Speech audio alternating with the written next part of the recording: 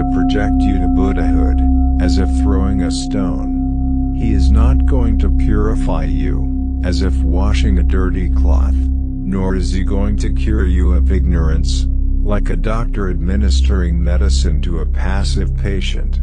Having attained full enlightenment himself, he is showing you the path, and it is up to you to follow it or not. It is up to you now to practice these teachings and experience their results. Just as space can accommodate the whole universe, the mountains, continents, and so forth, the nature of the mind is so vast that it can accommodate the whole of phenomena. When you run after your thoughts, you are like a dog chasing a stick. Every time a stick is thrown, you run after it. But if instead you look at where your thoughts are coming from, you will see that each thought arises and dissolves within the space of that awareness, without giving rise to other thoughts.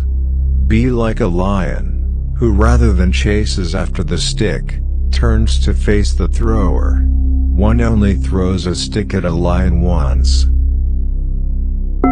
A beautiful object has no intrinsic quality that is good for the mind, nor an ugly object any intrinsic power to harm it. Beautiful and ugly are just projections of the mind. The ability to cause happiness or suffering is not a property of the outer object itself.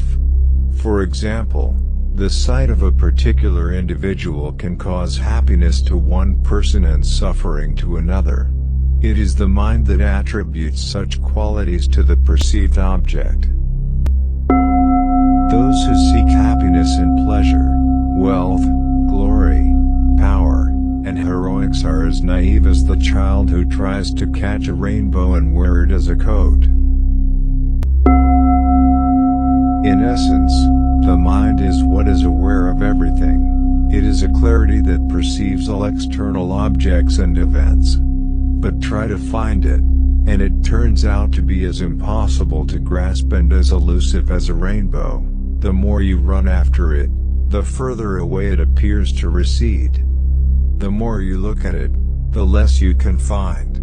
This is the empty aspect of the mind. Clarity and emptiness are inseparably united in the true nature of mind, which is beyond all concepts of existence and non-existence. Even if your storerooms and wardrobes are full, you can still only eat one meal and wear one garment at a time. In truth, all you need is enough nourishment to keep going and clothing to protect you from the elements. As for these two necessities, do not worry about them. The Buddha promised that no one will ever find the bones of a renunciate who has died of hunger or cold. What is the use of hesitating out of concern that you will not have enough to eat, nothing to put on your back, and nowhere to sleep? The Dharma is the best way of using your life, have no doubt about it. A crystal takes on the color of the cloth upon which it is placed, whether white, yellow, red or black. Likewise, the people with whom you spend your time, whether their influence is good or bad, will make a huge difference to the direction your life and practice take.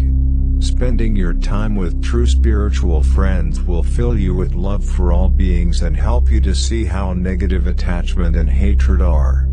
Being with such friends, and following their example, will naturally imbue you with their good qualities. Just as all the birds flying around a golden mountain are bathed in its golden radiance.